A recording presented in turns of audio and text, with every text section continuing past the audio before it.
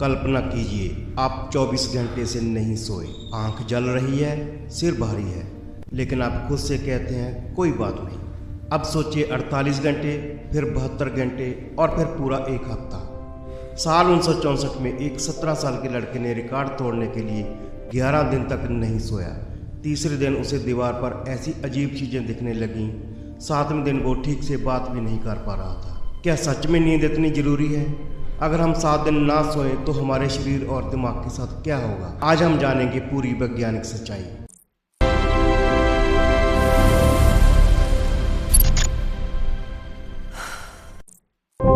सबसे पहले समझते हैं नींद क्यों जरूरी है।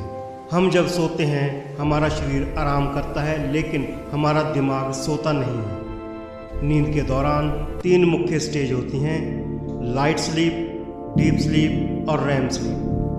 रैम स्लीप में हम सपने देखते हैं, डीप स्लीप में शरीर की रिपेयर होती है, और सबसे खास बात, सोते समय दिमाग अपने अंदर जमा टॉक्सिन साफ करता रहता है।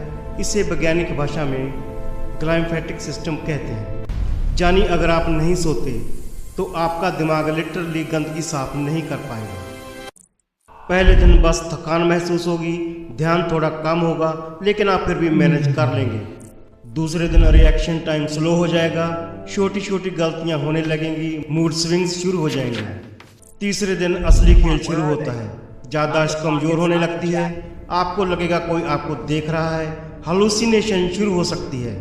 चौथे और 5वें दिन अब शरीर स्ट्रेस मोड में चला जाता है, हार्ट बीट बढ़ता है, इम्यूनिटी गिरती है, छोटी बात पर गुस्सा या रोना आने लगता है।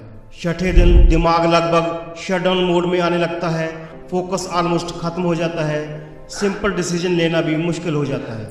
7वें दिन हालात खतरनाक हो सकती है, सीवियर हालुसिनेशन, मेंटल ब्रेकडाउन और एक्सट्रीम केसेस में जान का खतरा भी। अब बात करते हैं असली एक्सपेरिमेंट्स की। 1964 में रैंडी गार्डनर नाम के एक स्टूडेंट ने 11 दिन तक ना सोने का रिकॉर्ड बनाया। पहले 2 दिन सब ठीक रहा, तीसरे दिन मूड स्विंग शुरू हुए, चौथे दिन उसे इमेजिनरी चीज़ें दिखाई देने लगी, 7वें दिन उसकी स्पीच अनक्लियर हो गई, वो सिंपल मैथ भी सॉल्व नहीं कर पा रहा था। हालांकि एक्सपेरिमेंट के बाद वो रिकवर कर गया, लेकिन डॉक्टरों ने साफ कहा ये बेहद खतरनाक था। अब बात करते हैं नींद की कमी से क्या क्या होता है। नंबर 1, कोर्टिसोल यानी स्ट्रेस हार्मोन बढ़ता है। नंबर 2, हार्ट डिसीजेस का खतरा बढ़ता है। नंबर 3, वेट गेन होता है। नंबर 4, इम्यूनिटी कमज़ोर होती है। नंबर 5, डिप्रेशन का रिस्क बढ़ता है। और सबसे डरावनी बात, लंबे समय तक नींद की कमी से ब्रेन सेल्स डैमेज हो सकते हैं।